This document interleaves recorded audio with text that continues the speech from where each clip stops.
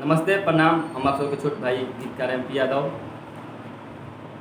नमस्कार प्रणाम, हम कई शिवानी सिंह सब पूरे समाज की गोड़ चुकी गोड़ लावेदानी और सबके संग मानी जा उन्हीं पर एक बहुत अच्छा खम जा और भैया के चैनल पर MP धुन भोजपुरी पर पूरा सबके कुछ सुनाया जाता है ना भैया।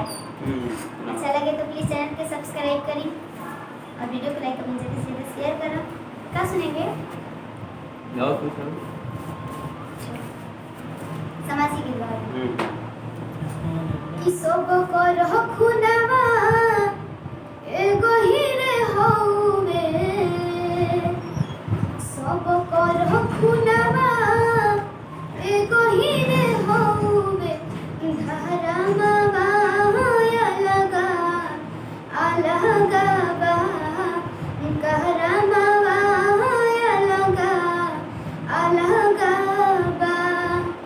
केहू बाबू माई के चरनिया के धोवे, केहू के माई बाबू दिन रात रोवे, केहू बाबू माई के चरनिया के धोवे, केहू के माई बाबू दिन रात रोवे।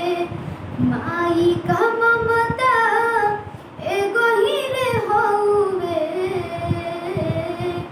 माई का ममता एगो हीरे हौवे, लहला नवा अलगा अलगा बा, करमवा अलगा अलगा बा। गीत सुने जा और कमेंट में बताई जा कैसन बचिया गईली और चैनल के खूब सारा प्यार दी जा।